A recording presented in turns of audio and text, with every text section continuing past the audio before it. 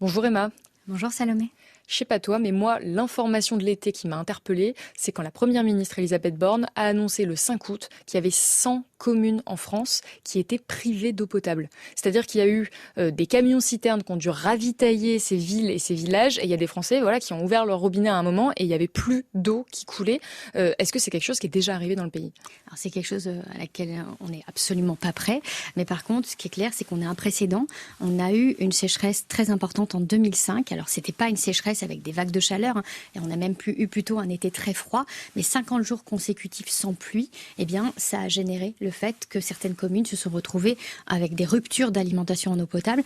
Et donc l'exemple le plus marquant pour moi, c'est vraiment Belle-Île-en-Mer, donc ce milieu insulaire qui a dû être alimenté par bateau pour venir donner de l'eau aux touristes, et ça a coûté 2,8 millions pour 100 000 litres d'eau. Donc ça pose la question de notre fragilité. Oui, puis surtout que c'est pas des solutions viables sur le long terme. On peut pas alimenter toutes les villes et villages de France par camion-citerne ou par bateau. Surtout qu'on sait que c'est quelque chose, c'est un phénomène qui va s'intensifier dans les prochaines années avec le réchauffement climatique. Ça fait déjà 4 ou 5 années qu'on voit que les sécheresses s'intensifient. Mais cette année, l'année 2022, elle était particulière, elle était spécifique. Oui, vraiment, cette année, c'est inédit. En fait, d'abord l'ampleur. Tu as effectivement plus de 100 communes qui sont coupées d'alimentation en eau potable. On n'a même pas connu ça, même pas 10, même pas 5, si tu veux, en 1976, quand on a eu les sécheresses historiques qui pourtant fait référence. Donc, en fait, on se rend compte que cette année, on a eu des sécheresses partout. D'abord, une sécheresse du ciel. Il n'y a pas eu d'eau de pluie. Et cette eau, elle n'est pas tombée. Oui, y compris en hiver. On pense pas souvent à ça. On pense à la sécheresse. C'est quelque chose qui se passe pendant les canicules, quand il fait très très chaud.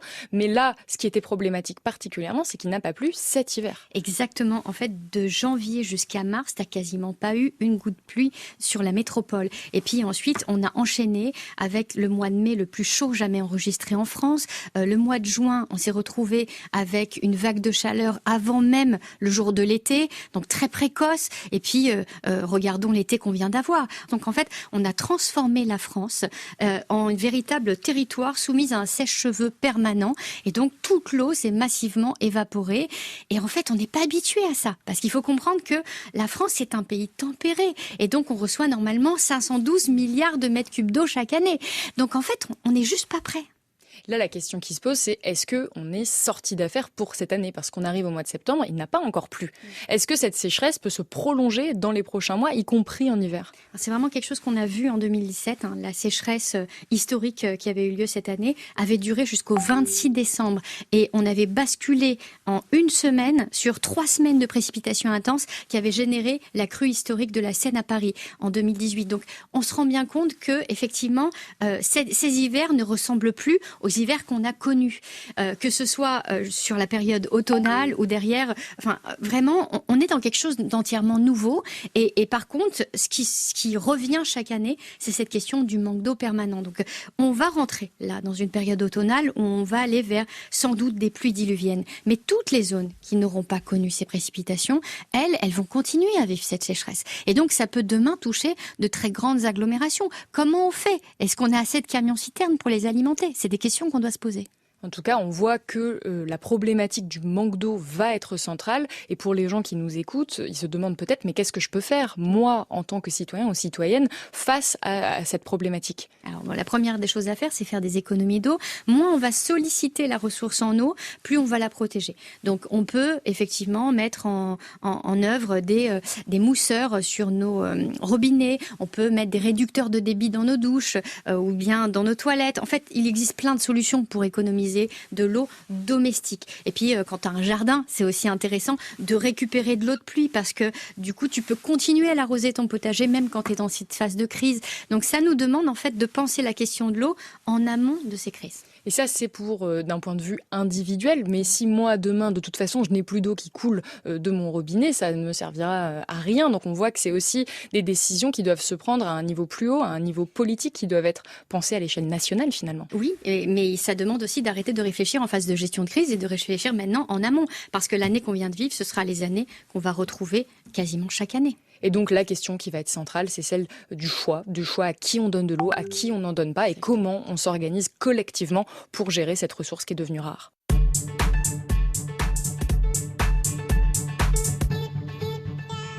Et là, on parle de l'eau comme un problème d'eau potable, parce qu'on pense forcément instinctivement à ça, l'eau qui sort du robinet. Mais en réalité, les problématiques de manque d'eau touchent plein d'autres aspects, plein d'autres domaines de la société, comme par exemple la production d'électricité, notamment d'hydroélectricité, donc via les barrages. La France, aujourd'hui, c'est la 3e puissance hydroélectrique d'Europe, derrière la Norvège et la Suède. Ça représente 15% de l'électricité française, 72% de l'énergie renouvelable en France, et on a 447 barrages qui finalement sont menacés aussi par ce manque d'eau. Très clairement, l'image pour moi la plus marquante de cet été, c'est le lac de Serponçon qui actuellement est à moins 15 mètres par rapport à sa cote habituelle. Et en réalité, c'est pas un lac, c'est un barrage qui se cache derrière, qui normalement fournit justement de l'électricité. Et donc, il va falloir faire des choix parce que qu'est-ce qu'on privilégie ? Est-ce qu'on va privilégier les activités touristiques qui ont besoin de cette économie et qui ne vivent que de ça ? Est-ce qu'on privilégie les agriculteurs qui sont situés en bas ou bien est-ce qu'on privilégie cette production électrique qui permet aussi d'alimenter nos climatiseurs dans ces phases de canicule ? Et donc ça veut dire qu'il va falloir faire des choix très clairs. Surtout que là, on le voit, on est en pleine crise énergétique. L'eau est devenue une denrée rare, mais l'énergie est aussi en train de devenir quelque chose de rare et de précieux, d'autant plus que cette question de la sécheresse et de l'impact que ça a sur les barrages hydroélectriques, ça ne touche pas que la France. C'est aussi quelque chose qu'on retrouve à l'international, notamment en Chine, par exemple, qui vient de traverser 2 mois d'intense chaleur et qui a aussi des problèmes avec ses propres barrages. C'est ça, en Chine, ça a été vraiment compliqué. 2 mois où on frôle presque les 45 degrés, ça signifie qu'on a énormément de cours d'eau à sec. Et donc, quand tu regardes à l'échelle de la Chine entière, l'hydroélectricité, c'est seulement 18% de fourniture d'énergie. Mais par contre, dans certaines provinces, tu vas te retrouver jusqu'à 80% d'électricité. Et donc, ça signifie que tu es obligé d'arrêter, en fait, des usines. Et donc, tu n'as plus le choix. Et ça veut dire aussi des ruptures d'approvisionnement demain pour nos microprocesseurs et pour nos ordinateurs. Donc, c'est une question qui nous touche directement. Il ne faut jamais oublier que la sécheresse d'ailleurs, elle va venir nous impacter ici. Oui, on l'a dit, on ne cessera de le dire dans cette émission 1 degré de conscience. L'eau est un bien précieux qui doit être géré, qui va manquer à toutes les échelles, y compris à l'échelle internationale. Donc, on va devoir faire des choix. Et en France, on va essayer quand même de donner l'eau à ceux qui en ont le plus besoin, notamment pour l'eau potable. Toi, tu m'expliquais qu'il y a des moyens de gérer cette eau, notamment via les barrages, mais des barrages pensés intelligemment. Exactement. Et celui qui m'a le plus marqué, c'est le barrage qui est situé au niveau de la forêt d'Orient, en Champagne, bien en amont de Paris, qui permet de récupérer énormément d'eau d'hiver et de la relâcher, cette eau, durant la période estivale. Et donc, on se retrouve avec un débit de la Seine qui est encore aujourd'hui présent. Et la Seine ne ressemble pas du tout à la Loire actuellement. Et oui, en fait, ça crée des espèces de réserves d'eau qui fait qu'on ne manque pas en plein été. Exactement. Mais quand ces réserves d'eau, elles sont pensées intelligemment, de manière cohérente, ça devient d'énormes réserves de biodiversité où tu vas avoir plus d'une centaine d'espèces d'oiseaux, des peuples migrateurs, où tu as derrière des mammifères incroyables, tu as vraiment des 17 espèces de poissons. Donc en fait, c'est un système qui marche et en plus qui peut être même une activité touristique locale. Donc on voit qu'on peut repenser le territoire en utilisant le cycle de l'eau, mais à condition de mettre de la conscience dans ce que l'on fait.